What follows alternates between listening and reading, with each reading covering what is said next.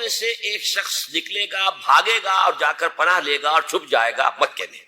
فیاتیہ ناس من اہل مکہ، پھر اس کے پاس آئیں گے اہل مکہ، مکہ کے لوگ، فیخرجونہ، اور اسے نکالیں گے جہاں وہ چھپے ہوئے ہوں گے وہاں سے نکالیں گے. وہو کارہ، اور وہ بالکل اس کو پسند نہیں کر رہے ہوں گے، نہ وہ خواہش مند ہوں گے کہ ان کے ہاتھ پر بیعت کی جائے، نہ وہ یہ چاہیں گے کہ وہ میدان میں آئے اور ان کو جو ہے اپنا لیڈر مانا جائے. وہو کارہ فیبایعونہ بین الرکن والمقام، لیکن لوگ جو ہے پھر اصرار کے ساتھ ان کے ہاتھ پر بیعت کریں گے رکن اور مقام کے درمیان. رکن وہ کونا ہے خانہ کعبہ کا جس میں حجر اسود لگا ہوا ہے، اور مقام ابراہیم جو ہے، ان دونوں کے مابین جو یہ علاقہ ہے یہاں پر وہ بیٹھے. وَيُبْعَثُ إِلَيْهِ بَعْثٌ مِنَ الشَّامِ، ان کے خلاف ایک لشکر بھیجا جائے گا شام سے.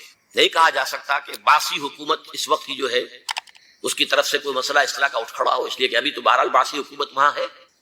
فَيُخْسَفُ بِهِمْ بِالْبَيْضَاءِ بَيْنَ مَكَّةَ وَالْمَدِينَةِ، لیکن اللہ تعالیٰ اس لشکر کو مکے اور مدینے کے درمیان وادی بیضاء میں دھسا دے گا زمین کے اندر پورے کے پورے لشکر کو.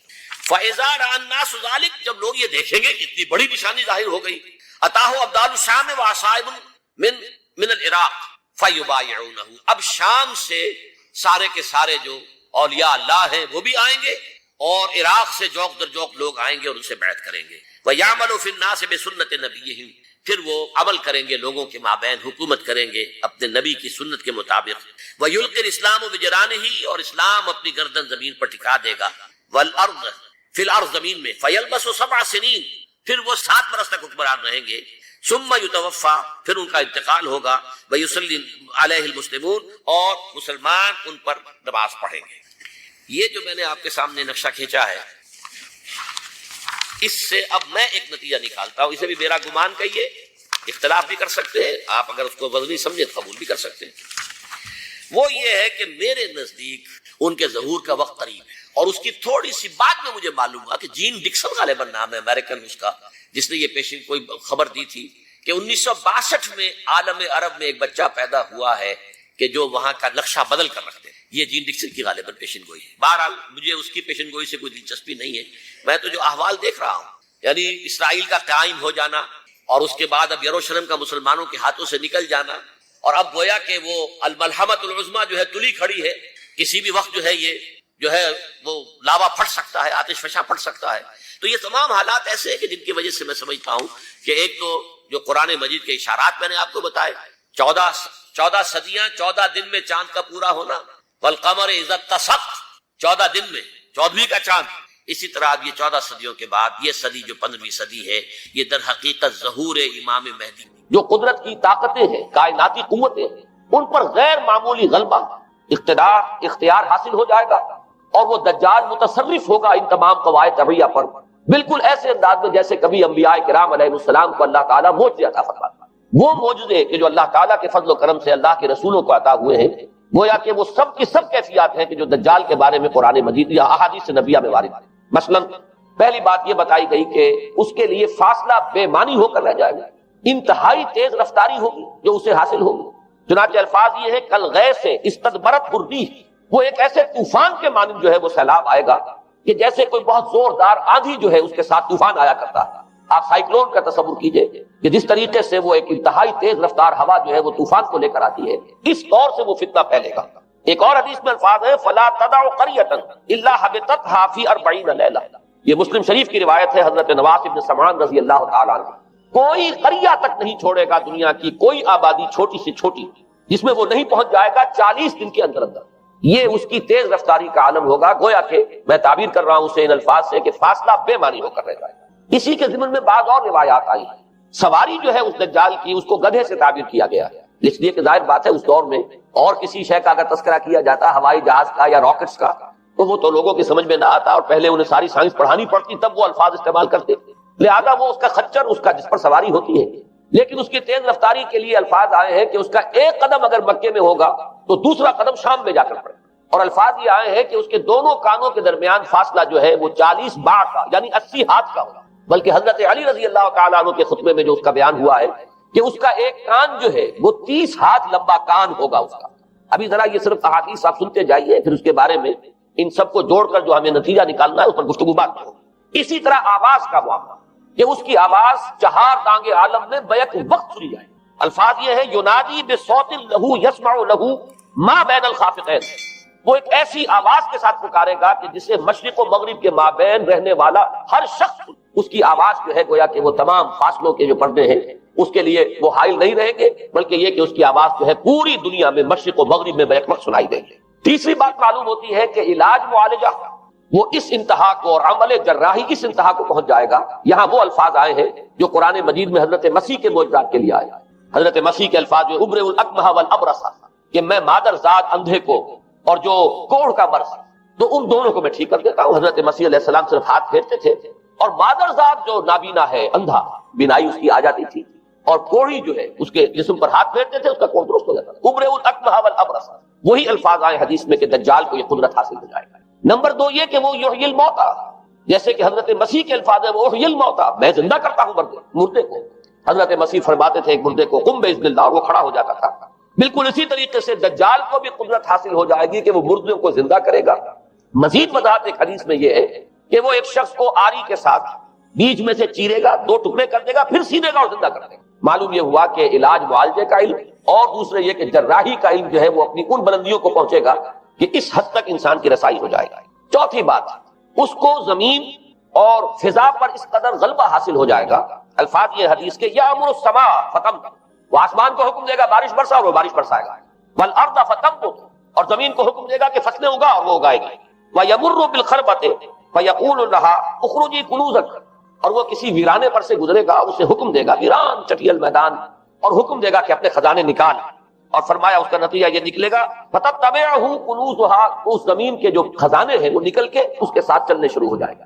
زمین پر قدرت، فضا پر قدرت، بارش کا حکم ہوگا وہ بارش ہو جائے گی، آسمان بارش برسائے گا، زمین اپنے خزانے اگل دے گی۔ پانچویں بات، وَيُبْعَثُ مَعَهُ الشَّيَاطِينُ عَلَى صُورَةٍ مَّن مَاتَ، اس کے ساتھ کچھ ایسے شیاطین مبعوث ہوں گے کہ جو ان صورتوں کو اختیار کریں گے ان لوگوں کی جو مر چکے ہیں، من الآباء والأمہات والمعارف، جو آباء و اجداد اور مائیں اور دادیاں اور جو بھی جان پہچان والے لوگ ہیں جو فوت ہو چکے ہوں گے، وہ ان کی صورت اختیار کریں گے۔ فَتَأْتِيَ أَحَدَهُمْ فَيَقُولُ أَلَسْتُ فُلَانًا أَلَسْتَ تَعْرِفُنِي، پھر وہ آئے گا اور وہ شیاطین آئیں گے اور انسان سے کسی سے بات کریں گے، کیا تم مجھے نہیں پہچانتے؟ کیا میں تمہارا فلاں رشتہ دار نہیں ہوں؟ اپنی نشانیاں بیان کریں گے اور لوگ پہچانیں گے۔ یہ وہ احادیث ہیں کہ جن کا جو نتیجہ نکلتا ہے اس کو پہچان لیجئے۔ وہ نتیجہ یہ ہے کہ حضور صلی اللہ علیہ وسلم نے دجالی فتنے کے جو اوصاف بیان کیے یا جو علامات بیان کی، ان کا حاصل یہ ہے کہ سائنس اور ٹیکنالوجی کی وہ بلندیاں انسان کو حاصل ہو جائیں گی کہ جو چیزیں کبھی رسولوں کے معجزوں سے ظہور پذیر ہوتی تھی وہ قوانین طبیعہ پر تصرف کے باعث خود انسان کرنے لگے۔ یہ ہے در حقیقت حاصل۔ چنانچہ آج آپ دیکھیے وہ جو اس کا گدھا ہے وہ ہمارے آج کل کے ہوائی جہاز ہے، اور آپ کو معلوم ہے کہ یہ رڈار جو ہے ان کے ہوائی جہازوں کے، یہ بالکل اینڈز پر ہوتے ہیں ان کے بازوؤں پر، اور یہی ان کے کان ہیں، انہی سے انہیں وہ معلومات حاصل ہوتی ہیں۔ خود ان کی لمبائی چوڑائی جو ہے وہ کتنی ہے، اور پھر یہ کہ ان کے درمیان فصل جو ہے وہ 80 ہار کا یا 40 ماہ کا وہ موجود ہے، اور جہاز کی ایک اڑان اب تو کہیں بات پہنچ گئی کہ آپ کو معلوم ہے کہ پوری دنیا کے گرد بھی ایک جہاز جو ہے وہ چکر لگا لیتا ہے چند گھنٹوں کے اندر۔ لیکن یہ ہے کہ عام جو رفتار ہے اس میں بھی ایک پڑاؤ سے دوسرے پڑاؤ تک، ایک جگہ سے جس کو ہاپ کرنا کہتے ہیں، یہ بھی کم سے کم 500-700 میل کا عام طور پر سفر جو ہے وہ جہاز طے کر رہا ہے۔ اسی طریقے سے ہماری جو سائنس کی خاص طور پر جو طبی سائنس ہے، اب اس میں جس طریقے سے کہ زندہ رکھا جاتا ہے انسانوں کو، اور وہ ویجیٹیبل چاہے کہا گیا ہے ان کو ہیومن ویجیٹیبلز، لیکن یہ کہ دل کی دھڑکن بھی چلائے جا رہے ہیں، خوراک بھی پہنچا رہے ہیں، آدمی جو ہے وہ زندہ سال ہر سال تک زندہ پڑا رہتا ہے۔ اور یہ کہ سرجری بعض جانوروں پر تو یہ بات ہو چکی ہے، یہ کاٹے گئے ہیں اور پھر ان کو سی دیا گیا ہے، جوڑ دیا گیا ہے۔ یہ تمام جو بھی معجزے ہیں اس وقت سائنس دکھا رہی ہے۔ اسی طرح اگر یہ معجزہ دیکھنا ہو کہ زمین لق و دق، جہاں کہیں کوئی آثار نہیں تھے کسی ایک پتے تک کے اگنے کے، اگر وہاں لہلہاتے ہوئے آپ کو چمن دیکھنے ہو تو ویسے سب سے پہلے تو یہ معاملہ ہوا تھا اسرائیل نے جو کر کے دکھایا تھا، لیکن اب تو آپ ابو ظبی چلے جائیے، سعودی عرب میں چلے جائیے۔ سعودی عرب کے اندر حال یہ ہے کہ آپ اگر ہوائی جہاز سے سفر کریں ریاض سے جدہ تک تو آپ کو جگہ جگہ بڑے سرکولر پیچز نظر آئیں گے جہاز سے، نہایت گرین، اور اس کے اندر جو ہے آرٹیفیشل اریگیشن کے ذریعے سے اور بہت عمدہ وہاں کاشت ہو رہی ہے، بہت خوبصورت فارم ہے وہ تمام کے تمام سرکولر پیچز، اس لیے کہ جو اریگیشن ہوتی ہے وہ ان ویلز کے ذریعے سے ہوتی ہے کہ جو ایک سرکل میں چلتے ہیں اور پانی کی وہ آرٹیفیشل بارش جو ہے وہ ہوتی رہتی ہے۔ باقی یہ کہ فضا سے آرٹیفیشل رین، یہ تو بہت ہی سادہ سی بات ہے کہ فضا کے اندر ایٹماسفیرک کنڈیشن کو ذرا تبدیل کیا جائے تو بارش آ جاتی ہے۔ اور باقی رہ گیا آواز کا، یہاں سے وہاں جانا، وہ تو آواز ہی نہیں ہے، تو آپ صورتیں دیکھ رہے ہیں۔ آپ نیو یارک میں بیٹھا ہوا خطاب کرے، آپ پوری دنیا کے اندر جہاں چاہیں وہ آل ورلڈ اینٹینا آپ کے پاس صرف ہونا چاہیے، باقی یہ کہ آپ دنیا کے کسی بھی گوشے میں بیٹھے ہوئے کسی شخص کا خطاب یہ وہ سن سکتے ہیں۔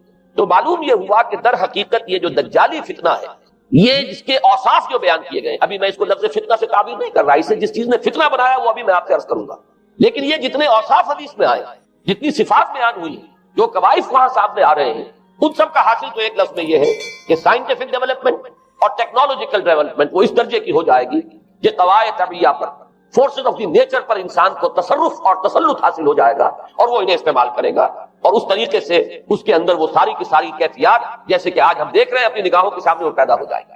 اب سوال یہ ہے کہ اس شے کو فتنہ کس چیز نے بنایا، یہ بات سمجھ لیجیے۔ جہاں تک سائنسی ترقی کا تعلق ہے، تکنیکی ترقی کا تعلق ہے، یہ چیزیں فی الاصل فتنہ نہیں ہے، یہ تو وہ علامہ آدم الاسماء کلھا کا ظہور ہے۔ اللہ تعالیٰ نے ازل میں حضرت آدم علیہ السلام کو جو صلاحیت عطا فرما دی تھی، یہ ایکسفولیشن ہے اس کا ظہور ہے۔ جیسے کہ آم کی گٹھلی میں آم کا درخت ہے، لیکن ظاہر بات ہے کہ اس کو درخت بننے میں وقت لگتا ہے، پہلے وہ 2 پتے نکلتے ہیں، پھر وہ بڑھتا ہے معاملہ، کئی سال میں جا کر وہ درخت جو ہے وہ جوان ہوگا، وہ پھل دے گا۔ اسی طریقے سے یوں سمجھیے کہ بالقوہ وہ علم حضرت آدم علیہ السلام کو دے دیا گیا، یعنی وہ صلاحیتیں وضعیت کر دی گئی، وہ فیکلٹیز، سمع اور بصر اور فؤاد، دیکھو سنو نتیجہ نکالو اور آگے بڑھو۔ آپ نے چیز دیکھی، ایک سنی، نتیجہ نکالا، اس کو نوٹ کیا، آگے بڑھے، پھر کوئی چیز دیکھی، پھر کوئی سنی، اپنے سابق جو نتیجہ آپ نے نکال کر محفوظ کیا تھا اپنی میموری میں، اس کے ساتھ اس کو ٹیلی کیا، کوئی اور نتیجہ نکالا اور آگے بڑھے۔ تو یہ تو سٹیپ بائی سٹیپ، قدم با قدم انسانی علم آگے بڑھ رہا ہے۔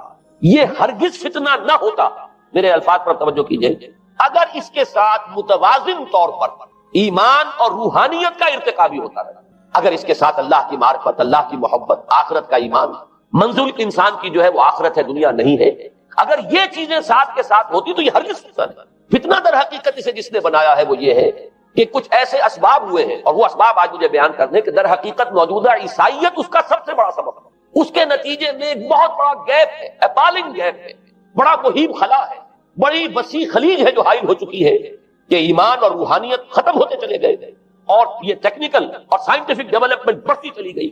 ان دونوں کے درمیان جو مہیب خلا پیدا ہوا ہے اس نے اسے فتنہ بنا دیا ہے، اور عظیم ترین فتنہ بنا۔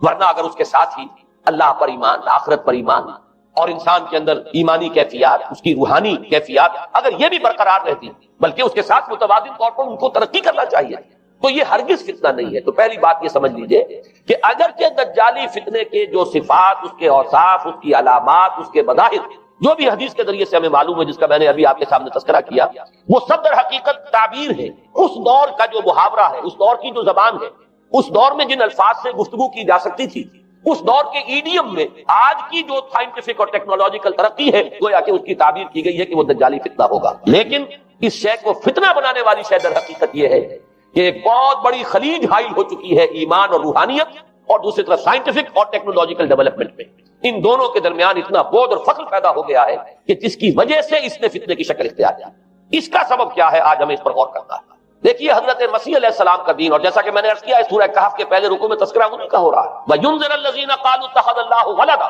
مَا لَهُم بِهِ مِنْ عِلْمٍ وَلَا لِآبَائِهِمْ كَبُرَتْ كَلِمَةً تَخْرُجُ مِنْ أَفْوَاهِهِمْ يَقُولُونَ إِلَّا كَذِبًا فَلَعَلَّكَ بَاخِعٌ نَفْسَكَ عَلَىٰ آثَارِهِمْ إِن لَّمْ يُؤْمِنُوا بِهَٰذَا الْحَدِيثِ أَسَفًا۔ ان آیات کا پہلے ترجمہ آپ سن لیجئے، جو پہلی آیات ہے ان کا ترجمہ ہم کر چکے ہیں۔ کل حمد اس اللہ کے لیے ہے جس نے اپنے بندے پر کتاب نازل فرمائی اور اس میں کوئی کجی نہ رکھی، جو بالکل سیدھی ہے اور خبردار کرتی ہے ایک ایسی بڑی عظیم اور مہیب جنگ سے کہ جو خاص اللہ کی طرف سے ہوگی، اور بشارت دیتی ہے مومنین کو جو نیک عمل کریں کہ ان کے لیے بہت بڑا اور بہت عمدہ اجر ہے، ماکثین فیہ ابدا، وہ اس میں رہیں گے ہمیشہ ہمیشہ۔ وَيُنذِرَ الَّذِينَ قَالُوا اتَّخَذَ اللَّهُ وَلَدًا، اب دوہرا کر بات آئی، اور تاکہ خبردار کر دے ان کو جنہوں نے یہ کہا کہ اللہ نے کسی کو اپنا بیٹا بنایا ہے۔ مَا لَهُم بِهِ مِنْ عِلْمٍ، نہیں ہے ان کے پاس اس کے بارے میں کوئی علم، وَلَا لِآبَائِهِمْ، نہ ان کے آباء و اجداد کے پاس کوئی علم تھا، کوئی عقلی دلیل نہیں، کوئی اللہ کی اتاری ہوئی کسی کتاب میں، اللہ کے اتارے ہوئے کسی صحیفے میں اس کے لیے سند نہیں۔ وَلَا لِآبَائِهِمْ كَبُرَتْ كَلِمَةً تَخْرُجُ مِنْ أَفْوَاهِهِمْ، بہت بڑی بات ہے کہ جو نکل رہی ہے ان کے منہوں سے، إِن يَقُولُونَ إِلَّا كَذِبًا، نہیں بول رہے یہ، نہیں کہہ رہے یہ مگر جھوٹ۔ فَلَعَلَّكَ بَاخِعٌ نَفْسَكَ عَلَىٰ آثَارِهِمْ، تو اے نبی صلی اللہ علیہ وسلم شاید کہ آپ اپنے آپ کو ہلاک کر لیں گے ان کے آثار پر۔ یہ آثار کے لفظ کو میں ابھی جو کتو رکھ رہا ہوں، بعد میں اس کی وضاحت کروں گا۔ إِن لَّمْ يُؤْمِنُوا بِهَٰذَا الْحَدِيثِ أَسَفًا، اگر یہ لوگ ایمان نہ لائے اس حدیث پر، یہ حدیث قرآن، اس پر اگر یہ ایمان نہ لائے، جیسے کہ وہاں فرمایا گیا تھا اگر رحمت خدابندی میں داخل ہونا ہے اے بنی اسرائیل تو یہ شاہدرہ ہے رحمت خدابندی کا قرآن حکیم، آؤ اور داخل ہو جاؤ۔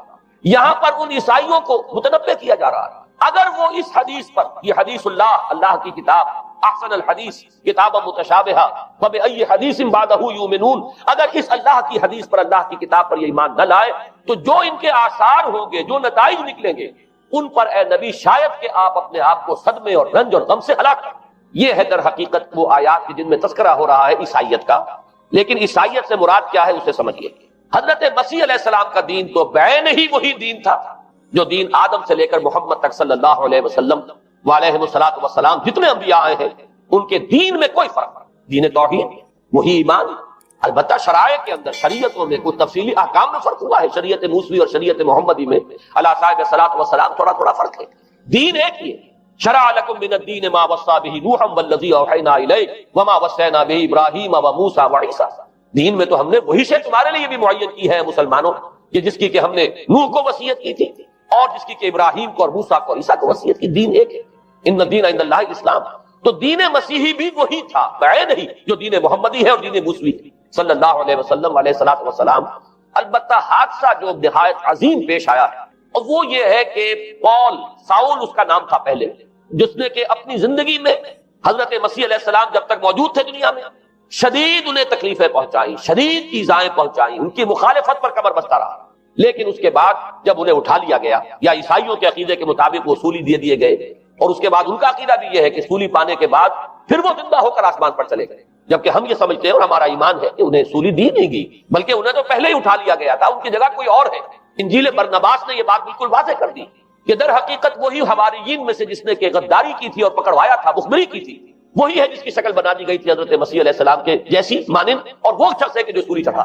بہرحال عیسائیت اس وقت جو اس کا عقیدہ ہے اور جو ہمارا عقیدہ اور ایمان ہے، ان دونوں کی روح سے حضرت مسیح علیہ السلام آسمان پر اٹھا لیا۔ اس کے بعد اس نے دین مسیحی میں نقب لگانے کے لیے، جو دین مسیح اصل دین اسلام تھا، اس کو کرپٹ کرنے کے لیے، ڈسرپٹ کرنے کے لیے، اس میں نقب لگانے کے لیے اس نے اپنے ایک مکاشفے کا ذکر کیا کہ میں آ رہا تھا سفر میں کہ مجھے حضرت مسیح نظر آئے ہیں آسمانوں میں، اور انہوں نے مجھے کہا ہے کہ اے ساؤل تو مجھے کیوں ستاتا ہے، اور تو اب فلاں جگہ جا اور میرے نام سے نبوت کر۔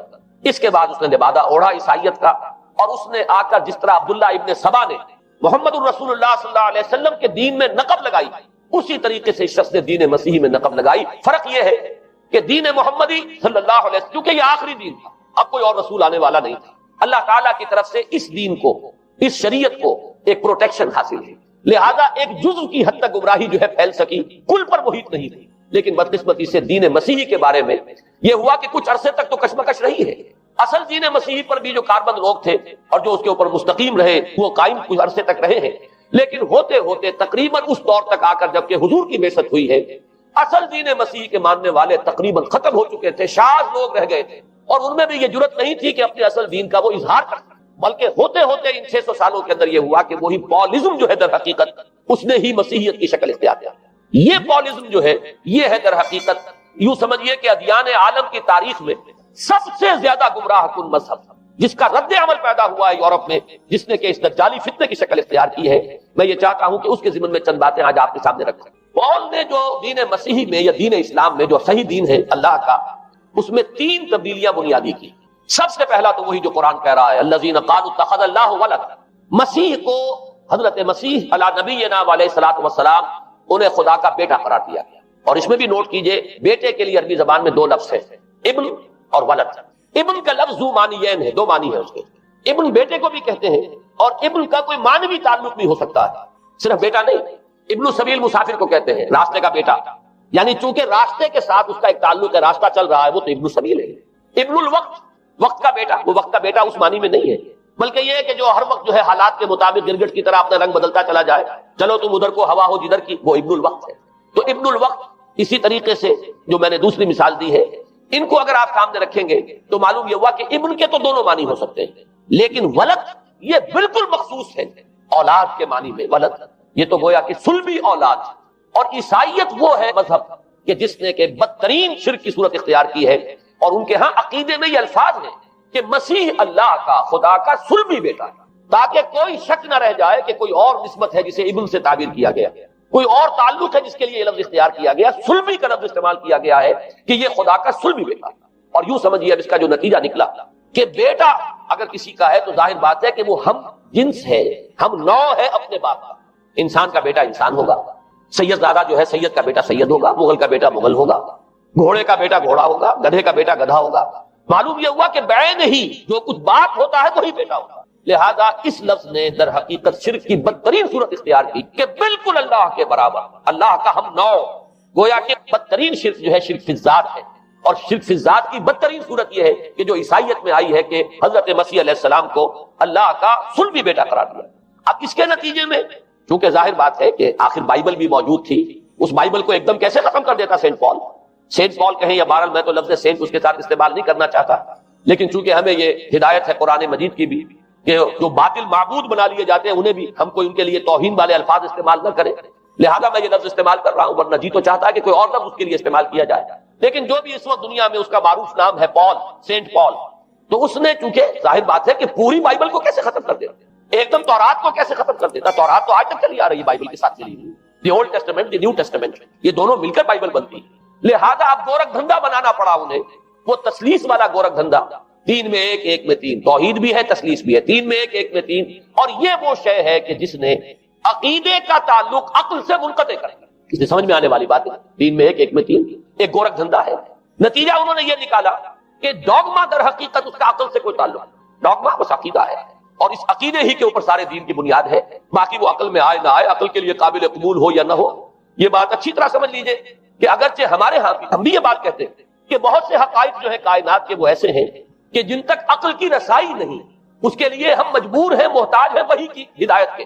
لیکن دو چیزوں میں فرق کیجئے, ایک ہے عقل سے ماورا ہونا اور ایک ہے عقل کے خلاف ہونا. ان دونوں چیزوں میں زمین و آسمان کا فرق ہے. ایک وہ حقائق ہے کہ جو عقل از خود ان تک رسائی حاصل نہیں کر سکتے, لیکن جب وہ سامنے آتے ہیں تو عقل تسلیم کرتی ہے کہ ہاں یہ بات سمجھ میں آتی ہے. ایک وہ چیزیں ہیں کہ جن کو عقل تسلیم نہیں کرتی. تو ایک ہے مخالف عقل, ایک ہے ورائے عقل. ان دونوں میں زمین و آسمان کا فرق ہے. ہمارے دین میں تو عقل کو اپیل کیا گیا ہے, لعلکم تعقلون, لعلہم یعقلون, اولو الالباب الذین یعقلون. اب ظاہر بات ہے کہ عقل کو ہاتھو برہانکم ان کنتم صادقین, لاؤ دلیل اپنی. تو دلیل سے عقل سے اپیل کی گئی. اور اس میں وہ رشتہ جو میں نے کئی مرتبہ بیان کیا علامہ اقبال کے اشعار کے حوالے سے کہ عقل گو آستہ سے دور نہیں, اس کی قسمت کے پر حضور نہیں. اور گزر جا عقل سے آگے کہ یہ نور چراغ راہ ہے, منزل نہیں. منزل تک تو عقل نہیں پہنچائے گی, لیکن راستہ تو دکھاتی ہے. اور جب کہ وحی کی روشنی سامنے آتی ہے تو عقل اس کی تصدیق کرتی ہے. یہ ہے ہمارا موقف اور یہ ہے عقلی معقول موقف. لیکن عیسائیت نے, بلکہ کہنا چاہیے پالزم نے, مجھے یہاں پر لفظ عیسائیت اب استعمال کرنا نہیں چاہیے, اس لیے کہ حضرت عیسیٰ سے اب اس کی نسبت نہیں رہی. حضرت عیسیٰ سے اس کی نسبت جو یہ مس نومر ہے, یہ غلط نام. دی 100 کا مصنف جو ہے ڈاکٹر مائیکل ہارٹ, اس نے یہ بہت بڑی بات کہی. اس نے کہا در حقیقت موجودہ جو عیسائیت ہے اسے پالزم کہنا چاہیے. یہ پالزم ہے, کرسچینٹی نہیں ہے. اس لیے کہ در حقیقت حضرت مسیح علیہ السلام کی تعلیم جب تک وہ دنیا میں تھے وہ یہ نہیں تھی کہ جو پال نے تھی. البتہ اس نے پال کو بہت بڑا شخص مانا, اس میں کوئی شک نہیں, اس لیے کہ اس نے تاریخ کے دھارے کا جو ہے وہ رخ موڑ دیا ہے. اللہ تعالیٰ کے صحیح دین کو گویا کہ قلع قمع کر کے ایک نیا دین اس طریقے سے پھیلایا ہے کہ آج بھی شاید دنیا میں کثیر ترین تعداد عیسائیت ہی کے نام لیواؤں کی ہے, واللہ عالم, یا شاید گوتم بدھ کے ماننے والوں کی ہے. بہرحال یہ کہ بہت بڑی تعداد میں آج حضرت مسیح علیہ السلام کی طرف جو منسوب ہے غلط طور پر دین, اس کے نام لیوا دیا میں. اس اعتبار سے وہ یقیناً اس کا تو حق رکھتا ہے کہ اس کا نام بھی اس کتاب میں آئے کہ جس نے تاریخ کے اوپر اثرات اپنے پیدا کیے. اور حضرت مسیح علیہ السلام جب تک دنیا میں تھے عیسائیت کی حقیقت بنی اسرائیل یا یہودیت کے ایک فرقے سے زیادہ نہیں تھی. ڈیٹیچ نہیں ہوا تھا یہ دین حضرت موسیٰ علیہ السلام کے دین سے, لیکن یہ کہ پال نے اسے بالکل ایک مستقل بذات ایک جداگانہ دین کی شکل دے دی ہے. تو یہ پالزم نے در حقیقت سب سے پہلا کام یہ کیا کہ عقل سے بالکل تعلق منقطع کر دیا. عقیدہ ڈوگما جو ہے وہ خلاف عقل, جو بات عقل میں آئے نہ آئے بس مان دی. تو پہلی تو یوں سمجھیے کہ نقب جو لگی ہے دین کے اندر وہ اس تسلیس کے حوالے سے, اور تسلیس کا گورکھ دھندا خلاف عقل. لہذا ڈوگما کی جو کا لفظ جو استعمال ہوا ہے کہ بس اس کو تو ہم مانیں گے چاہے وہ عقل کے لیے قابل قبول ہو چاہے نہ ہو. دوسرا, اس سے بھی زیادہ آپ دیکھیے ایک سے ایک بڑھ کر اینٹ رکھی جا رہی ہے. خشت اول چونے حد میں مار کر تاثریا امیر ابد دیوار پر. دوسرا کفارے کا عقیدہ جو مبنی ہے صلیب کے عقیدے پر. مسیح نے انتہائی ذلت کی موت, یعنی صلیب کی موت جو ہے وہ خود کہتے ہیں کہ انتہائی ذلت کی موت. یہ ذلت کی موت کا پیالہ اس لیے پیا تاکہ اس کے ماننے والوں کی طرف سے کفارہ ادا ہو جائے. مسیح کفارہ ادا کر چکا ہے, اب جو شخص بھی مسیح کو مان لے گا اس کی گویا کہ نجات ہو گئی, اس کا عمل سے کوئی تعلق. عمل ہو نہ ہو، بد کردار ہو، اچھا کردار والا ہو، نیک ہو، بھلا ہو، جیسا بھی ہو، برا ہو، بدماش ہو، لچا ہو، لفنگا ہو، مسیح کو مان لے، صرف ماننے پر، اس لیے کہ مسیح تو اس کی طرف سے کفارہ پیش کر چکا، سارے گناہوں کا کفارہ جو ہے مسیح نے انتہائی ذلت آمیز موت جو ہے قبول کر کے گویا کہ اپنے ماننے والوں کے تمام گناہوں کا کفارہ دے دیا۔ یہ دوسرا عقیدہ، اس کا نتیجہ کیا نکلا؟ تثلیث نے عقل سے تعلق توڑ دیا تھا مذہب کا، اس نے عمل سے تعلق توڑ، ڈوگما ہی ڈوگما ہے، نہ عقل سے کوئی تعلق نہ عمل سے کوئی تعلق، کوئی تعلق نہیں رہا۔ دین کی جڑیں جو ہے دونوں اعتبار سے، دین تو نام ان دو چیزوں کا، الا الذین آمنوا وعملوا الصالحات، دونوں کی گویا کہ جڑیں منہدم ہو گئیں، بنیادیں منہدم ہو گئیں، جڑیں کاٹ دی گئیں کہ نہ اس کا تعلق عقل کے ساتھ ہے نہ عمل کے ساتھ۔ تیسری بات آئی ہے، اس نے کہا شریعت منسوخ۔ یہ عجیب ہے، دیکھیے جسے آئرنی آف فیٹ کہتے ہیں انگریزی زبان میں، ابھی تک بائبل کے اندر سینٹ میتھیو کے جو روایت ہے، متی کی انجیل جسے کہا جاتا ہے gospel of the Lord according to saint Matthew, اس میں جو سرمن آف دی ماؤنٹ ہے، ایک وعظ ہونے کے اعتبار سے واقعتاً میں اس کی عظمت کا بڑا قائل ہوں، عظیم ترین وعظ ہے دنیا کا۔ اس کے شروع میں یہ الفاظ موجود ہیں، don't think I have come to destroy law, ہرگز یہ نہ سمجھنا کہ میں شریعت کو ختم کر دیا۔ وہ یہ کہہ کر گئے تھے کہ شریعت موسوی تم پر لاگو رہے گی، عائد رہے گی، لیکن پال نے تیسرا نقب لگایا شریعت ساقط کر دیا۔ اس کی ضرورت کیوں محسوس ہوئی یہ بھی سمجھ لیجئے۔ حضرت مسیح یہ کہہ کر گئے تھے کہ میں صرف بنی اسرائیل کے لیے آیا ہوں، میں اسرائیل کے گھرانے کی کھوئی ہوئی بھیڑوں کی تلاش میں آیا ہوں۔ انجیل میں یہ الفاظ آج بھی موجود۔ حضرت مسیح نے اپنے حواریین کو جب بھیجا ہے کہ اب جاؤ تبلیغ کرو میری طرف سے، اس کی ہدایتوں میں ایک ہدایت یہ بھی ہے کہ تمہیں صرف اسرائیلیوں تک تبلیغ کرنی ہے، باہر نہیں، میں صرف اسرائیلیوں کی طرف رسول بنا کر بھیجا گیا ہوں۔ یہ الفاظ بھی موجود ہیں، اگرچہ اس وقت کے انجیل میں جو الفاظ ہیں وہ تو میں سمجھتا ہوں کہ حضرت مسیح علیہ السلام کے شایان شان نہیں ہے، وہاں کوئی نہ کوئی تحریف ہوئی ہے لفظی، اس لیے کہ وہاں تشبیہ دی گئی ہے کہ کوئی اپنے بچے کے حصے کی روٹی جو ہے کتے کے آگے نہیں ڈالتا۔ گویا کہ جینٹائلز جو ہیں غیر بنی اسرائیلی، انہیں اس جملے کی روح سے انہیں کتوں سے تشبیہ دی جا رہی ہے کہ میرے پاس میرے بچوں کے حصے کی روٹی ہے، میرے بچے ہیں اسرائیلی، میری روٹی جو ہے یہ جو میرے پاس ہے وہ اسرائیلیوں کے لیے ہے، کوئی اپنے بچوں کے حصے کی روٹی کتے کو نہیں کھلاتا۔ یہ جملہ تو میں سمجھتا ہوں حضرت مسیح کا نہیں ہو سکتا، لیکن یہ ہدایت کہ تمہیں تبلیغ صرف اسرائیلیوں میں کرنی ہے، یہ قرآن مجید کی روح سے ثابت ہے، اس لیے کہ قرآن بھی یہ کہتا ہے کہ رسولاً الی بنی اسرائیل، حضرت مسیح علیہ السلام رسول بنا کر بھیجے گئے تھے بنی اسرائیل کی طرف، اس لیے کہ وہ یوں سمجھیے کہ جسے ہمارے ہاں عام اصطلاحات میں علماء کہا کرتے ہیں تاج و تخت ختم نبوت، وہ تاج و تخت ختم نبوت تو ابھی منتظر تھا محمد رسول اللہ صلی اللہ علیہ وسلم کی آمد کا، کہ وہی آئیں گے تو انہی کی بعثت ہوگی پوری نوع انسانی کی طرف۔ آپ سے پہلے کسی رسول کی بعثت پوری نوع انسانی کی طرف نہیں ہوئی بشمول حضرت مسیح علیہ السلام۔ ہر جو ہے رسول جو آیا ہے آپ سے پہلے اپنی اپنی قوموں کی طرف آیا ہے، لیکن اس پال نے کیا کیا؟ پہلے تو یہ اصول توڑا، ہم اس دین مسیحی کی یا جو پالزم ہے اس کی اب تبلیغ کریں گے غیر اسرائیلیوں میں بھی۔ وہاں انہیں دقت پیش آئی، شریعت موسوی بڑی بھاری شریعت ہے، اب وہ بھاری شریعت جو ہے اس کو قبول کرنا تو لوگوں کے لیے آسان نہیں ہے۔ انہوں نے یہ کیا کہ یہ شریعت تم پر ثابت، شریعت کا بوجھ تم پر نہیں، برڈن آف لا یہ تمہارے لیے نہیں۔ اور میں یہاں مثال دے دینا چاہتا ہوں، میں نے ہی تاریخ نے اپنے آپ کو دہرایا ہے، عبداللہ ابن سبا نے جو فتنہ شروع کیا تھا ہمارے ہاں، ہماری تاریخ میں جو اس کے اثرات پھر پیدا ہوئے، ان میں سے ایک جو ہے وہ شکل وہ اسماعیلیت والی ہے، کہ اسماعیلیت نے بھی بعین ہی یہی شکل اختیار کی ہے۔ ہندوستان میں آ کر جب اسماعیلی داعیوں نے جب تبلیغ کی ہے تو شریعت ساقط کر دیا۔ آج آپ کو جو اسماعیلی ملیں گے ان کے ہاں کوئی شریعت نہیں ہے، کوئی نماز نہیں، مسجد ان کی ہوتی نہیں، جماعت خانہ ہوتا ہے، وہ کلب گھر ہے، آتے ہیں جمع ہوتے ہیں کھانا کھاتے ہیں، اللہ اللہ خیر صلی اللہ کو باتیں چیتیں کرتے ہیں، ان کے اوپر شریعت ہے ہی نہیں، نہ روزہ ہے نہ نماز ہے۔ اور بعین ہی وہی جو اختیارات میں ابھی آپ کو بتاؤں گا کہ جو پوپ کے ہیں وہی ان کے امام حاضر کے اختیارات۔ بہرحال تیسری نقب جو میں نے عرض کی آپ سے وہ یہ تھی کہ شریعت منسوخ، اس کا نتیجہ کیا نکلا؟ اب دیکھیے ذرا غور کیجئے، ایک بہت بڑا خلا پیدا ہو گیا، وہ خلا کون پر کرے گا؟ شریعت کے بارے میں سارے اختیارات اب پوپ کو حاصل، وہ جس چیز کو چاہے حلال کر دے، جس چیز کو چاہے حرام کر دے، جس چیز کو چاہے قرار دے دے کہ یہ ممنوع ہے، جس چیز کی چاہے اجازت دے دے، اس لیے کہ اب شریعت تو نہیں، خلا ہے، اس میں سوالات تو پیدا ہو گئے، یہ کام کیا جائے یا نہ کیا جائے، کون کرے گا؟ تو جب شریعت ختم ہوئی تو سارا اختیار پوپ کے ہاتھ میں آ گیا۔ یہ میں بعد میں ذرا اور تفصیل سے بتاؤں گا کہ کیسے کیسے اختیارات پھر مذہبی طبقے کے ہاتھ میں آئے ہیں۔ اس کے نتیجے میں تاریخ انسانی میں ورسٹ فارم آف تھیوکریسی پیدا ہوا۔ تھیوکریسی کسے کہتے ہیں؟ جو آج کی اصطلاح میں گالی تھیوکریسی، قائد اعظم کے جملے آپ نے کئی پڑھے ہوں گے، اسلام میں کوئی تھیوکریسی نہیں، مذہبی طبقے کی حکومت نہیں اسلام کا، اور 100% درست ہے۔ تھیوکریسی کہتے ہیں ایک مذہبی حلقے کی، مذہبی طبقے کی حکومت، اس کے ہاتھ میں اختیارات آتا ہے۔ اور قرآن مجید میں اسی وجہ سے ان کے اوپر الزام لگایا گیا، اتخذوا احبارهم ورهبانهم اربابا من دون اللہ، انہوں نے اپنے علماء اور صوفیوں کو اللہ کے سوا اپنے معبود بنا لیا۔ حضرت علی ابن حاتم رضی اللہ تعالیٰ عنہ جب ایمان لائے، یہ حاتم طائی جو مشہور ہے سخاوت میں، ان کے بیٹے ہیں قبیلہ طے سے ان کا تعلق ہے، حاتم طائی تو طے سے ہے، ان کے بیٹے عدی ہیں، یہ عیسائی تھے. یہ جب ایمان لائے اور پھر انہوں نے قرآن پڑھا تو انہیں ایک اشکال ہوا کہ قرآن مجید میں تو ہم پر الزام لگایا گیا ہے کہ اتخذوا احبارهم ورهبانهم اربابا من دون اللہ. تو عرض کیا انہوں نے، ڈرتے ڈرتے عرض کیا ہوگا حضور کی خدمت میں کہ حضور یہ بات تو کچھ درست نہیں معلوم ہوتی، ہم نے تو کبھی اپنے علماء اور رہبان کو خدا نہیں سمجھا. وہ اس مغالطے میں تھے کہ جب تک سجدہ نہ کیا جائے شاید خدا نہیں مانا گیا. حضور نے پوچھا کیا ایسا نہیں ہے کہ جس چیز کو وہ حلال کہتے تم حلال مان لیتے ہو، جس چیز کو حرام کہتے حرام مان لیتے ہو؟ جی ہاں یہ تو ہے، یہی تو فرمایا اربابا من دون اللہ. تحلیل و تحریم کا اختیار صرف اللہ کا یا اللہ کے نمائندے کی حیثیت سے اس کے رسول کے پاس ہے جس کو وحی آتی ہے. اس کے بعد کسی کو اختیار نہیں. اجتہاد کر سکتا ہے لیکن اجتہاد کے لیے دلیل دینی ہوگی نص سے.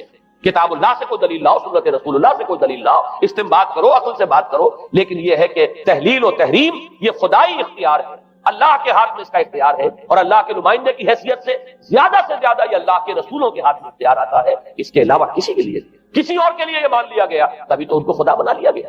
اسی معنی میں آج کی جمہوریت جو ہے وہ بدترین شرک ہے کہ یہاں یہ تسلیم کیا جاتا ہے کہ ساورنٹی جو ہے وہ عوام کی ہے، ساورنٹی آف دی پیپل.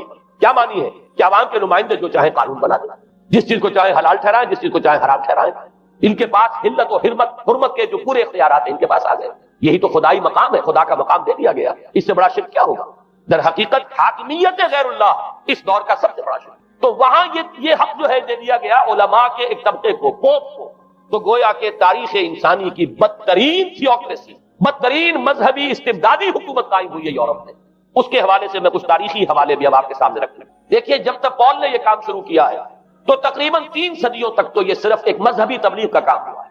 انہوں نے کوششیں کی، محنتیں کی، پیغام پہنچایا، اور جیسا کہ میں عرض کر چکا ہوں اس وقت تک گڈمٹ تھے. پال کے ماننے والے بھی تھے اور حضرت مسیح کے جو اصل صحابہ تھے جو ان کے حواریین تھے ان کے ماننے والے بھی تھے.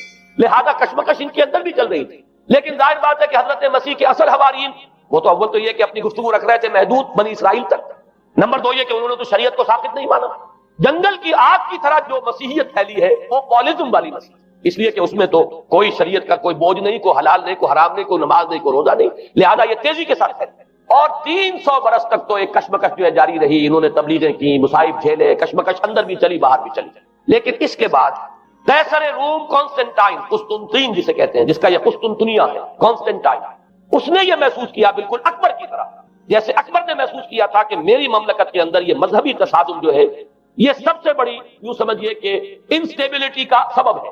لہذا ان تمام مذہبوں کو ایک ہاون دستے میں ڈال کے کوٹ پیس کر ایک بناؤ. وہ جو دین اکبری یا دین الہی جو اس نے کیا تھا اس سیاسی مصلحت کی وجہ سے کہ یہ ہندو مسلم تصادم اور دوسرے مذاہب کا ٹکراؤ جو ہے وہ ہندوستان کو ایک سیاسی وحدت اور ایک اپنی سیاسی عظمت کی طرف پیش قدمی کرنے کا جو راستہ ہے اختیار کرنے سے روکتا ہے. لہذا یہ کام کیا جائے. یہی قسطنطین نے کیا.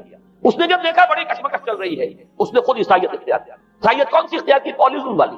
ظاہر بات ہے اس کے لیے بھی اصل عیسائیت اختیار کرنا جو ہے مشکل تھا، پالیزم والی. اور اس کے بعد یہ اب اسٹیٹ کی جو مشینری تھی، جو طاقت تھا، جو دباؤ تھا، اس کے حوالے سے اب یہ مسیحیت جو ہے پورے رومن امپائر کے اندر اب یہ بڑی تیزی کے ساتھ جس کو کہنا چاہیے اس کا ایک نظام قائم ہوا اور جو مذہبی طبقہ تھا اس کا اقتدار مستحکم. اس کے باوجود 200 برس اور گزرے. یونان چونکہ بہت بڑا مرکز تھا علم کا، فلسفے کا، سائنس کا، حکمت کا. آپ کو معلوم ہے یہ تمام ارسطو ہو، افلاطون ہو، یہ سب یونان کے ہیں، ارشمیدس ہو، یہ تمام کے تمام جو بھی ہے تو سائنس اور فلسفہ دونوں اس کا گہوارہ یونان تھا. یونانی حکما اعتراض کرتے تھے. لہذا سن 529 اس کو نوٹ کر لیجیے. جسٹینین ایک قیصر تھا اب قسطنطین کے 200 برس بعد. اس نے اپنی پوری مملکت میں فلسفہ اور سائنس کی تعلیم حرام قرار دی. کوئی نہ فلسفہ پڑھ سکے گا نہ سائنس. جو فلسفہ پڑھے گا اس کو مرتد قرار دے دیا جائے گا اور زندہ آگ میں جلا دیا جائے گا. انکوزیشن کورٹس قائم ہوئی. وہ صرف مذہبی عدالتیں اس لیے قائم ہوتی تھی کہ جس کے بارے میں معلوم ہو جائے کہ یہ فلسفہ پڑھتا ہے یا یہ سائنس پڑھتا ہے. اس لیے کہ فلسفہ اور سائنس دونوں جڑ کاٹتے ہیں اس ڈوگما کی. وہ ڈوگما جو پالیزم والا ڈوگما ہے اس کی جڑ کھودنے والی ہے دونوں چیزیں. اور چونکہ وہ دونوں عقل کو اپیل کرتی ہیں، یہ ڈوگما عقل کے متضاد ہے. لہذا مذہب کا تحفظ اسی طرح ہو سکتا ہے کہ اب ان دونوں کو بالکل ممنوع قرار دے دیا جائے. یوں سمجھیے کہ تقریباً 1000 برس تک یورپ نے، چونکہ سب سے بڑی امپائر ہے، یورپ میں فلسفہ اور حکمت اور یہ سائنس کی تعلیم ممنوع ہے. یہ ہے در حقیقت سب سے پہلا کام جو جسٹینین نے کیا 529. اس کے بعد آگے چل کر پوپ کا جو اقتدار ہے وہ اتنا زبردست بنا ہے. پوپ کو اختیار حاصل ہو گیا جس چیز کو چاہے وہ قانون کا درجہ دے دے. اس لیے کہ شریعت تو ہے نہیں، خلا پوپ کون کرے گا؟ پوپ کرے گا. پوپ کو اختیار حاصل ہو گیا وہ جس کے گناہ چاہے معاف کر. اب دیکھیے اگرچہ ویسے تو گناہ پہلے ہی معاف ہو گئے کہ جس نے مسیح کو مان لیا گناہ تو معاف ہو گئے اگلے پچھلے سب. لیکن یہ کہ پھر بھی ایک خلش رہ جاتی ہے انسان کے دل میں، کیونکہ ایک اخلاقی حص انسان کے اندر اللہ نے پیدا کی ہوئی ہے۔ جب کوئی شخص کرتا ہے، کوئی بدکاری کرتا ہے، کوئی چوری کرتا ہے، ڈاکہ ڈالتا ہے، تو وہ جو ایک کانشنس ہے، وہ جو پرک کرتا ہے، اس کو بھی ختم کرنے کے لیے اگر پوپ یا کارڈینل یا اس کے کسی نمائندے کے سامنے جا کر اعتراف گناہ کر لو اور کچھ اس کی مٹھی گرم کرو، کچھ ہدیہ پیش کرو، تو توبہ نامہ، معافی نامہ تمہیں دے دیا جائے گا، اور وہ جو چیز ہے وہ تمہارے لیے سند ہے کہ کوئی تم سے بات کر تمہارے گناہ کے لیے۔ پھر ان کی قیمتیں تھی، ان کے لیے بڑی بڑی جو ہے ہدیے مقرر کیے گئے تھے۔ تیسری چیز، بائبل کا اول تو یہ کہ مفہوم جو ہے وہ کوئی سند نہیں، اس لیے کہ بائبل ہانٹ کر رہی تھی نا، اولڈ ٹیسٹمنٹ بھی ہے، یہ حضرت مسیح کی یہ 4 انجیلیں بھی ہیں، یہ تعلیم کچھ اور ہے، لہذا بائبل جو ہے وہ سند نہیں ہے۔ سند پوپ کا جو ہے فرمان، وہ سند ہے۔ بائبل کی شرح کرنے کی، بائبل کی طرف سے کوئی دلیل لانے کی کسی کو کوئی حق حاصل نہیں۔ یہ جبر تھا، یہ تشدد تھا یورپ میں، یہ وہ دور تھا جبکہ اسلام پھیل رہا تھا۔ میں نے اس لیے آپ سے کہا تھا، نوٹ کرایا آپ کو، 529 میں جسٹینین کا یہ فرمان، 571 میں حضور کی ولادت ہو رہی ہے، وہی صدی ہے، اور 630 کے آس پاس، بلکہ 629 کے آس پاس سلطنت روما کے ساتھ مسلمانوں کا ٹکراؤ شروع ہوا۔ تو یہ تاریخی ان کو ریلیشن جو ہے ذہن میں رکھیے۔ جس وقت مسلمان آئے اور 200-300 برس جو ان کے عروج کے ہیں، اس وقت آپ کو معلوم ہے کہ تقریباً 6 صدیاں ہو چکی تھی کہ یورپ بالکل جس کو کہا جاتا ہے ڈارک ایجز، انتہائی تاریخی مذہبی جبر اور استبداد، اس کے سوا کچھ نہیں۔ اور ملاؤں کی حکومت جسے آپ کہیں گے، جسے آج کل کی اصطلاح میں کہا جائے گا، وہ جس کو چاہے جو چاہے سزا دے دے، پوپ کو اختیار حاصل ہے۔ کسی کے بارے میں ذرا جیسے بعض اوقات خبریں سچی ہیں یا جھوٹی، لیکن میں مثال دے رہا ہوں، جیسے خبریں آتی رہی ہیں ایران کے بارے میں کہ کہیں اگر معلوم ہو گیا ہے تو پاسداران انقلاب پہنچے اور سمری ٹرائل اور فوراً ختم کیا گیا۔ اس قسم سے انکوزیشن رپورٹ جو ہے وہ کورٹ وہاں قائم ہوئی، اور یوں سمجھیے کہ لاکھوں افراد تحت کیے گئے، زندہ جلائے گئے۔ لیکن اس کے بعد جب عالم اسلام میں وہ روشنی پھیلی، اور خاص طور پر بنو عباس کے زمانے میں، اب بھاگ کر وہاں جو بھی تھے فلسفے کے اور سائنس کے کوئی دلچسپی رکھنے والے، وہ بھاگ کر عالم اسلام میں آ گئے۔ یہاں وہ کتابیں جو ہے ان کے ترجمے ہوئے، خاص طور پر مامون اور ہارون الرشید کے زمانے کے اندر یہ علم جو ہے ہندوستان سے بھی لیا، یونان سے بھی لیا مسلمانوں نے، اور اس کے بعد یہ غرناطہ اور قرطبہ کی یونیورسٹیوں کے ذریعے سے اس علم نے پینیٹریٹ کیا ہے دوبارہ یورپ میں۔ دیکھیے سرکل کیسے بنا ہے، یونان کا علم آیا ہے پہلے عالم اسلام میں، مڈل ایسٹ میں، اور پھر ادھر سے ہو کر چکر کھا کر اور اسپین کی یونیورسٹیوں کے ذریعے سے یورپ میں انٹروڈیوس ہوا ہے۔ اس وقت پھر اصلاح مذہب کی تحریک شروع ہوئی، اور ساتھ ہی تحریک احیاء العلوم، اس کے نتیجے میں وہاں بیداری پیدا ہوئی۔ لیکن یہ بیداری اب آپ نوٹ کر لیجئے، ایک تو پروٹیسٹنٹ مذہب پیدا ہوا، اور کئی سو برس تک تصادم رہا کیتھولکس کے اندر اور پروٹیسٹنٹس میں۔ پورے اسلام کی تاریخ میں کبھی اتنے خونی فسادات نہیں ہوئے ہیں، کبھی بھی شیعہ سنی فساد بھی کبھی اتنا نہیں ہوا جتنا کہ کئی سو برس تک رومن کیتھولکس اور پروٹیسٹنٹس کے مابین یورپ میں ہوتا رہا۔ بلکہ اس میں تو ایسے ایسے واقعات آتے ہیں کہ لگ بھگ 10 لاکھ افراد جو ہیں وہ ختم ہوئے ہیں۔ یہ آپس کا تصادم جو تھا، پروٹیسٹنٹ مذہب جو پیدا ہوا اصلاح مذہب کی تحریک کے ذریعے سے، اور وہ رومن کیتھولک پاپائیت والا نظام، ان کے درمیان جو تصادم ہوا، 10 لاکھ کی تعداد بتائی جاتی ہے کہ آدمی مارے گئے۔ بلکہ فرانس کا ایک شہر ہے، وہاں تو 19 دن تک مسلسل قتل عام کیا گیا پروٹیسٹنٹس کا، اور وہاں حاملہ عورتوں کے جو ہے پیٹ چاک کر کے بچے نکال کر ان کو بھی جو ہے ختم کیا گیا۔ یہ سارا ظلم جو ہے وہاں ہوا ہے، تصادم ہوا ہے۔ اس کے نتیجے میں آپ خود سوچئے کہ کس قدر نفرت پیدا ہوئی عوام کے اندر مذہب سے۔ اس کے ساتھ ہی اب وہ علم شروع ہوا، سائنس شروع ہوئی، لہذا علم اور سائنس دونوں کی جڑ میں مذہب سے شدید نفرت پیدا ہوئی۔ یہ ہے وہ سبب کہ جس نے یہاں سے راستے علیحدہ کر دیے۔ اور مذہب کیونکہ جبر کرتا ہے، مذہب کیونکہ عقل کے اوپر بیڑیاں بٹھاتا ہے، پہرے بٹھاتا ہے، بیڑیاں ڈالتا ہے، اور مذہب کیونکہ تشدد کرتا ہے، لہذا مذہب کے خلاف ایک نفرت، ایک ریئیکشن، یہ ہے اس ساری سائنسی ارتقاء اور سائنٹیفک اور ٹیکنالوجیکل جو ڈیولپمنٹ ہوئی ہے، اس کی جڑ میں مذہب سے نفرت جو ہے اس کے بیج بو دیے گئے۔ اور یہ 200-250-300 سال میں اب یہ جو تناور درخت بن کر آیا ہے کہ ایک طرف سائنس کی ترقی، ٹیکنالوجی کی ترقی آسمان کو چھو رہی ہے۔ آج انسان چاند کے اوپر تو انسان کے قدم جو ہے پہنچ چکے ہیں، اور آپ کا ایک راکٹ جو ہے وہ پورے تمام سیارے جو ہیں جو ہمارے سولر سسٹم کے ہیں ان سب کا چکر لگا کر اور وہ اس سے باہر چلا گیا ہے، خلا کے اندر کہاں گیا کچھ پتا نہیں۔ لیکن یہ کہ تقریباً یوں سمجھیے کہ سن 77 کا چلا ہوا وہ، اور 12 برس تک اس نے سفر طے کیا ہے، کم سے کم سولر سسٹم کا جو ہے اس نے پورا جو ہے احاطہ کیا۔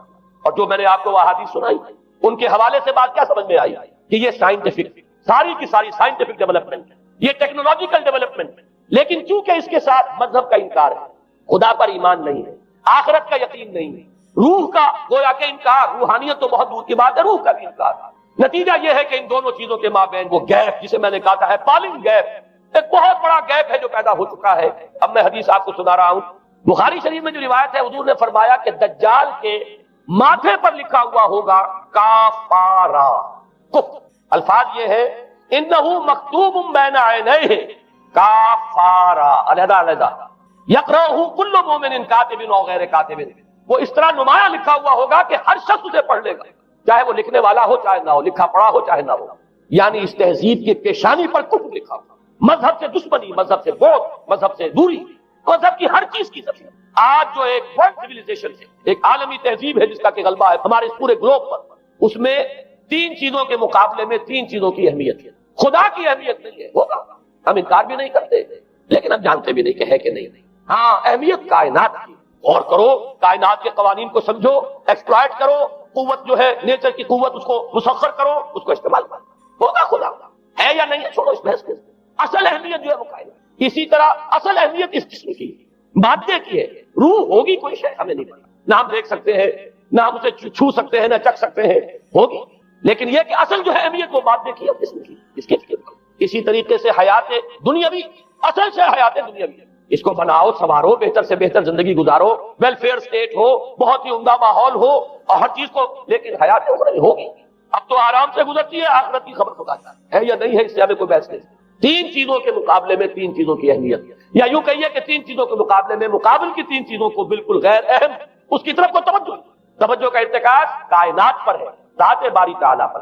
ذات و صفات باری تعالیٰ ایک صرف علمی موضوع ہے، اصل توجہ کی شے کائنات۔ روح ہوگی کوئی شے، اصل شے جسم ہے اور مادہ۔ حیات اخروی ہمیں نہیں پتا، کسی نے واپس آ کر خبر نہیں دی مرنے کے بعد، لہذا ہم نہیں کہہ سکتے ہے کہ نہیں۔ البتہ یہ کہ حیات دنیا بھی جو ہے، اس کو مضبوطی کے ساتھ تھامو، اس کو بہتر بناؤ۔ توجہ کا اصل ارتکاز حیات دنیاوی پر۔ یہ ہے وہ گلوبل سویلائزیشن جو در حقیقت یورپ سے ابری، اور یورپ سے ابری ہے، اس کی بنیاد میں مذہب کی دشمنی موجود تھی۔ جو رد عمل تھا در حقیقت اس پاپائیت کے نظام کا، جو پولزم کے ذریعے سے دنیا میں قائم ہوا، یہ وجہ ہے۔ اور آج انسان جہاں کھڑا ہے، غور کیجئے، انتہائی ہولناک جنگ جو ہے وہ اس کے سر پر ایک خطرے کے طور پر مسلط ہے۔ دو جنگیں اس ایک صدی میں ایسی ہو چکی ہیں جنہیں اپنے ورلڈ وار 1 اور ورلڈ وار 2 اتنے بڑے پیمانے پر قتل و غارت دنیا میں پہلے کبھی نہیں ہوئی، اس لیے کہ پہلے فوجوں کی جنگیں ہوتی تھی، آبادیوں پر جا کر کہیں کوئی قتل عام ہو گیا، ورنہ یہ کہ قبضہ لیا، پہلے وہ کسی اور کی ریت سے اب کسی اور کی ریت ہو گئی۔ آیا بابر آیا، اس نے پانی پت کے میدان کے اندر ابراہیم لودھی کو شکست دی، دلی میں آ کر اس نے کسی کا خون نہیں بہایا، بس وہ آگے تک پر قابل ہو گئے۔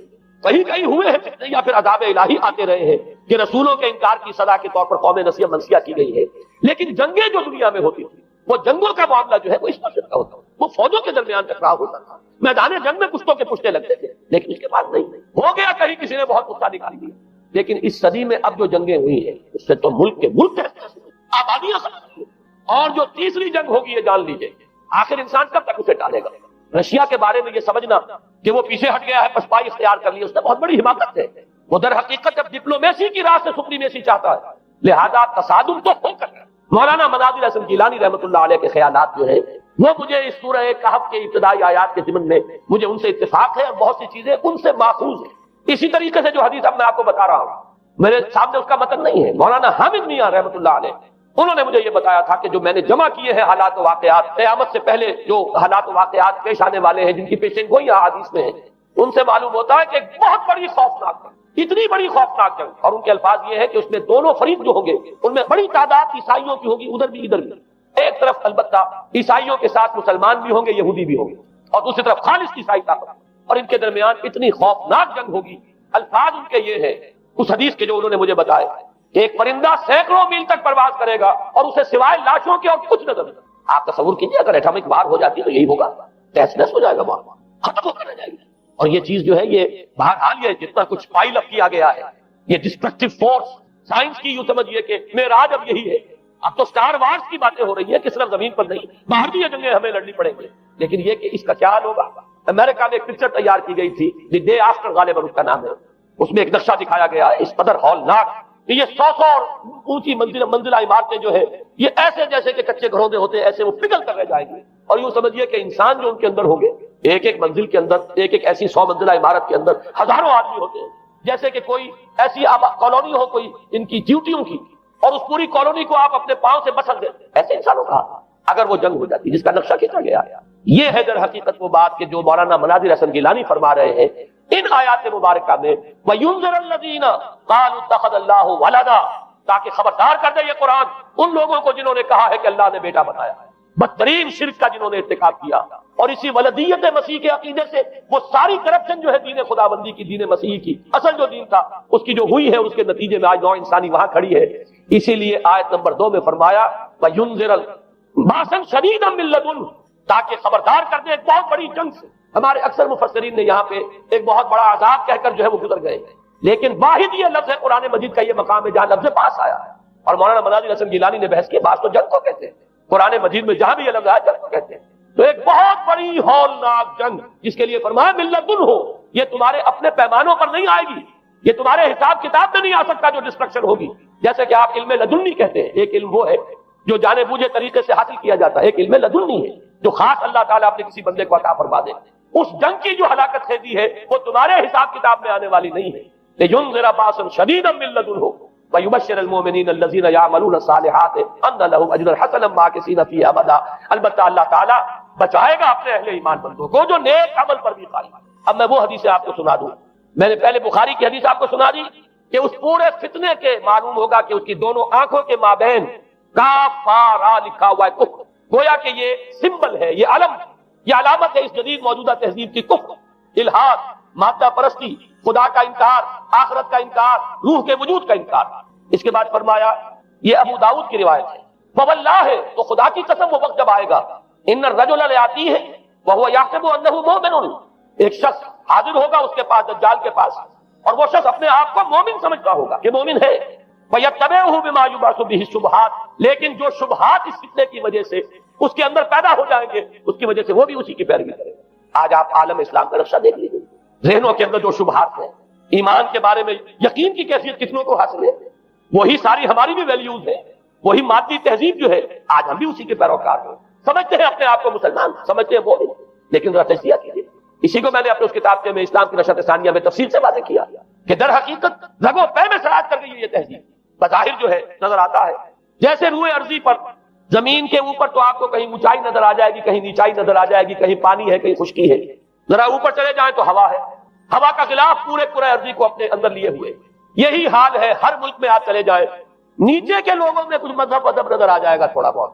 ہندوستان میں بھی اگر کوئی مندروں میں جاتا تو گھٹیا آدمی جاتے ہیں، بیچارے نیچ لوگ جاتے ہیں، بڑا لوگ آدمی کوئی نہیں جاتا۔ ہمارے ہاں بھی جا کے ہوتے ہیں مساجد میں سفارا تو غریب، پردہ رکھتے ہیں اگر کوئی تمہارا تو غریب۔ شہروں میں کاروباری طبقہ ضرور ایسا ہے جو نماز روزے کے ساتھ اس کا ایک شوق ہے، لیکن آپ جا کے دیکھ لیجیے دیہات کے اندر کیا حال ہے۔ تو معلوم یہ ہوا کہ نیچے تو شاید کچھ نہ کچھ فرق ہے، یہ مسلمان ملک ہے، یہ ہندو ملک ہے، یہ فلاں ملک ہے، یہ بدھ مت کا ملک ہے، لیکن اوپر چلے جائیں یعنی ہر ملک کے اوپر جو ایلیٹ ہے، جو اعلیٰ تعلیم یافتہ، جو آپ کی ملٹری اور سول بیوروکریسی ہے ٹاپ کی، وہ تو ایک ہی رنگ میں رگے ہوئے، ان کا لباس وہی، ان کا رہن سہن وہی، ان کا تمدن وہی۔ نام کا فرق اگر نہ ہو تو پتہ نہیں چلے گا یہ مسلمان ہے کہ ہندو ہے کہ سکھ ہے، پر پتہ چلے گا وی پی سنگھ نام ہے تو پتہ چلے گا کہ ہندو ہے، لیکن یہ کہ باقی اس کی وضاحت، اس کا لباس، اس کا اٹھنا بیٹھنا، آپ کے ہاں یہ تو کچھ عوامی دور میں آ کے کرتا شلوار جو ہے وہ آئی ہے، لیکن وہ بھی اندرون ملک ہوتی ہے، باہر جا کر ہمارے اپنے لوگوں کے جو لباس ہوتے ہیں آپ کو دیکھیے کہاں فرق معلوم ہو جائے گا کہ کون مسلمان ہے اور کون ہندو اور کون پارسی ہے اور کون عیسائی ہے۔ تو معلوم یہ ہوا کہ اوپر ایک ہی گلوبل سیویلائزیشن ہے جس کا دور رہا ہے، اور اس سیویلائزیشن کے ماتھے پر لکھا ہوا ہے کافارا، اس میں وہ ایمان نہیں ہے، اس میں الحاد ہے، مادہ پرستی ہے، کفر۔ اس میں آخری حدیث جو میں آپ کو سنا رہا ہوں، حضور نے فرمایا آخر من یخرج الیہ النساء، اس فتنے کی طرف پیش قدمی کرنے والا آخری طبقہ ہوگا عورتوں، وہ جب اس تہذیب کی طرف لپکیں گے، یہ طبقہ جب آگے بڑھے گا، یہ جو ہمارے ہاں بھی جلوس نکلتے ہیں، شریعت کا مذاق اڑانے والے جلوس، اسلامی احکام کی نفی کرنے والے جلوس نکلتے ہیں، اور ان کے جس طریقے سے ڈسپلے ہوتا ہے اخبارات کے اندر، جتنا ان کے لیے اعزاز ہے، جتنی ان کے لیے یہاں پر تکریم ہے ہمارے معاشرے کے اندر، اس کو پیش نظر رکھیے۔ آخر من یخرج الیہ النساء حتی ان الرجل لیرجع الی امہ وابنتہ واختہ وعمتہ فیوثقها رباطا، یہاں تک کہ ایک بندہ مومن کا حال یہ ہو جائے گا کہ وہ دوڑے گا اور کوشش کرے گا اپنی ماں کو، بیٹی کو، بہن کو، پھوپھی کو باندھ کر رکھے کہ وہ نکل نہ جائے۔ یہ حال ہو جائے گا کسی شخص کا۔ آج کتنے لوگ بے بس ہو چکے ہیں، اب وہ باندھ کر رکھنے والے بھی گویا کہ ہتھیار ڈال چکے ہیں، ورنہ یہ کہ ایک دور تھا کہ کچھ نہ کچھ باندھ کر رکھنے والے تو تھے، لیکن اب تو آزادی کی صورت آئی ہے تو باندھ کر رکھنے والے جو ہے وہ ہار باندھ۔ اب تو آپ دیکھیں گے اچھے بھلے نظر یہ آتا ہے، داڑھی رکھی ہوئی ہے، خود جو ہے مذہبی مزاج کے ہیں، لیکن بالکل بے پردہ کو خاتون جو ہے ان کے اسکوٹر کے پیچھے بیٹھی ہوئی یا ان کے کار کے اندر ان کی برابر کی سیٹ کے اوپر بیٹھی ہوئی جا رہی ہے۔ بے پردگی، یہ اباحیت، ہمارے اخبارات کا جو حال ہے اس کو دیکھیے. خدا کے لیے یہ رنگین صفحات بند کرو، لیکن مجال ہے جو کسی کے کان پر ٹوٹک دی.